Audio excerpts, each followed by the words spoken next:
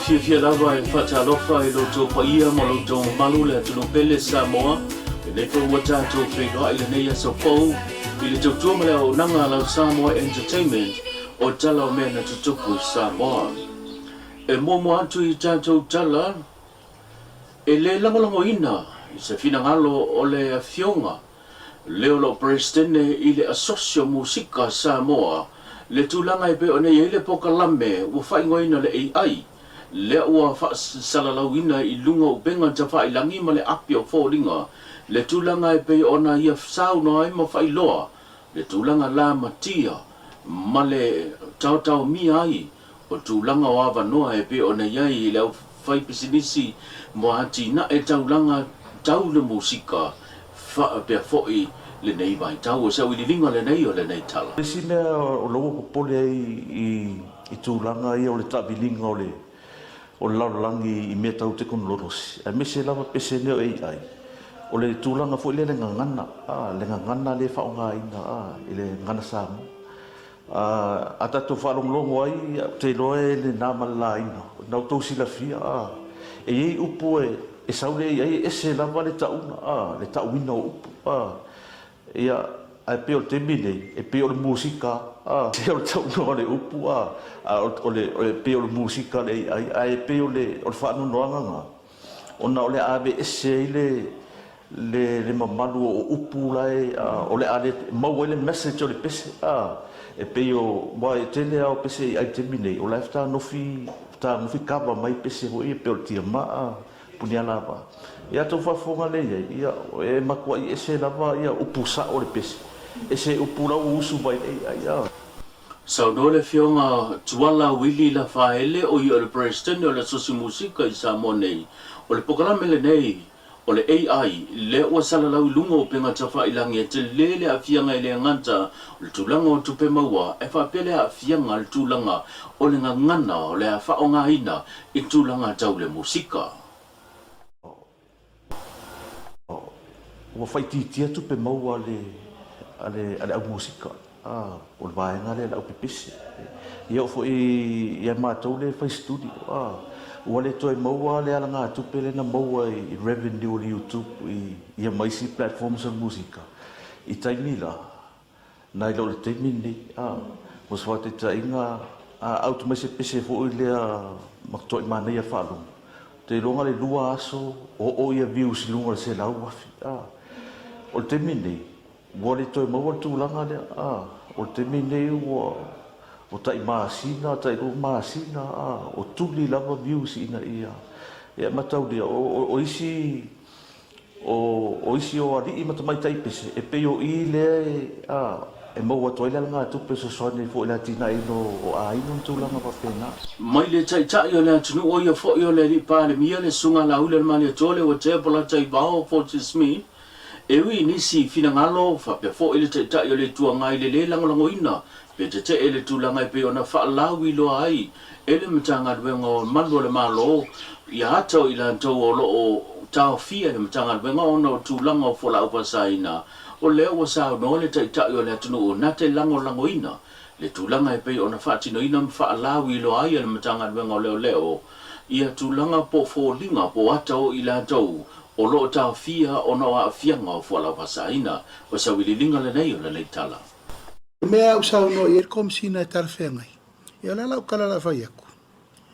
E pei foi oa. Na church lo au. I loa umalolangi ako oa. O la la mea o la le fai loa i la ko wa church. O fe vase ile lainga o kangaka wa church o na i loa le. A whapela se longa e church o whalau whasaina na whasale mamusu e whasalala. A whawhea au nei leo taitai o le malo ngā church au au loa laulangi a kōle mingu ke muli muti. Pule leo lato ngā luenga. A elo nei tūtāua mo lo ulangona o le tūtāua. O le awala ia alert le tunu. Ia i loa le tunu i la tau nei e whaia le mea le angale nei. O le su e tupe i le atunu. Sau nori e le li pāle mia o se whaanoanoanga tele o le sa ili le po le su e le o tupe i la tōlo a fia tūlanga fuala whasaina i le afu o le atunu o se whapoponga le nei. Wa ngal mele ol fasara la wata ile masasi to lo vale le mele. A wafo le la alu mal nei lunga lona inga lona ingoa ono na suafa malona no. Ona lo le ol faite tenga mal so ani maile na ale pule mamaru ari infai pul ma o to tele tu malo wo mai. Eli poti mai la mele o tupu. O isia tangata te rei lo le wali anga le vakua runga ka le lo le ko ke affiliate makanga ka le fe ngai male mea. It's a protection, alert, and a safety valve for everyone. Ina ia mauti noai, ia e loa le o lo iau talangi. Ma ia loa foi le pui puinga, wai, tau te le loa lau vai. Ale mea ia pe ono fai atu. O le manta upure nei. Sa tauna fai se fudu duas futau sanga taruai. Alal me leu tato vavai. Kau kia fale o kangaka. Kau kia ka vale feo ai. Kau kia lifestyle ka ngaka. Ai sau mai fetu pei. Sau mai letu. Ua fai loa e se tasi o tama fai fatu anga e soa fai a moala. Tui tama mai le fio anga o fale an siu. O le ngalue puno wai e au noa ma se whaalongolongo ti ngā. O la atele tupe moa mai le tūlanga le fatu anga. E ala ele ngata o fuo fai le anga e whape foi le tūlanga o whalau aina. Ma ele o malo lo lana tute fai le tele o whalau aina ma le tūlanga le whantu anga o lo ngalue ai. E lava lo whata wina atu ele ngata o pisinisi o lo whapena o na awina atu iai. Ana tau mawhainga e whapea fo ele tūlanga le maketi. O se tūlanga o lo o maua i pe ia le tupe maua a wale tau singo ainga. Mea whai ale nuu e kale si e maise o le toe anga atu leo whanau moa onga le nei tau sanga. O se wirilinga le nei o le nei tala. Fai asi fio lolo fo la fumua le nga uka le se uka le nga uka longa le fali e nga uka ma ulanga fo o me ko nga uka o le me ko le nga uka la fa ko le ko le la ungi o le la ungi kai bo wo ka la le la ungi kai o kai le fa lo le se nga le kai o le la uka nga e ma fo la au ma le me o le al maka mu al makal palang ya opia e usfa uso ko e pier kal palang yo ngoi lo la kile la foi tip shape ye e lo va venga uma e o songa fuala ma so lo o pia i maki ke va kuer kal palang ye wa lo ngang palasya ya o ka mu mangai ngai kalo mo me ngai fala au ye ma ko kai was ko ngai ya va ko kai wa e ka la ye mo fu fonga la sa Le fam sinonga na bula no fisilingi ai ale sukom sinor matanga luenga malo le fionga le an tawa samuel from sanga ile tulanga e pe ona ya ile tu se silena polo ina ele fam sinonga e fa unga le tsang sim vai atu nei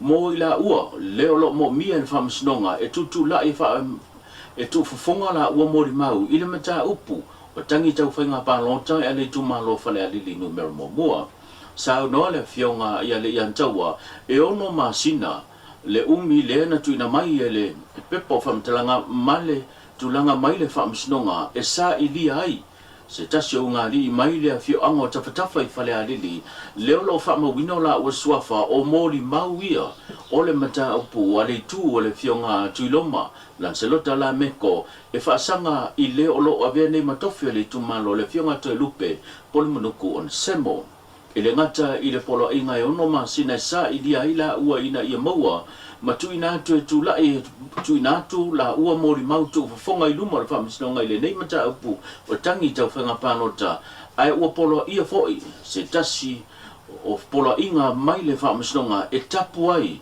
o na latu ua sa moa tu no mamao o fatulanga le masino a 4 of February o leo le ato e amatalia I tutem tau manga le famisnonga ma o le foi o le ato e wala wina ai le nei mata upu ma to e pau leo le mata upu tau whainga panota leo lo totoi nei luma le famisnonga ma le tātou tala moli e le one tangata I la tau o e tau avea tute ma whaiba o ngā luenga le mtanga luenga SS le malo o le pokalame ma le fionga le teitai o le atunu ui o ngā tutono le neiva yaso le na wha alau I lo ai pe na sauno ai le fionga le lipa le mia inisi o tō finga fau le ua wha popo atu I le vahenga komise pu le tangata whainga luenga le malo le Public Service Commissions po le PSRC e sui tu langa inisi fo I o tamari le ua wha mawae matu ua le tute sa ngā lulu ai o sa weli linga nei o nei tala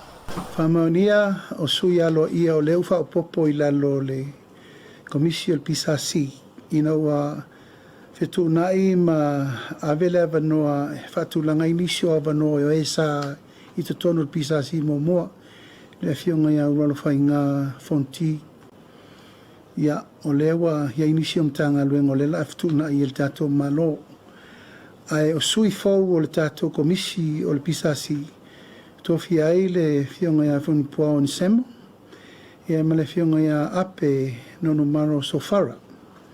Sui nao to lua o le tato pisasi o lewa ia I le taimine nei. E whaina inisio to finga na whaile so.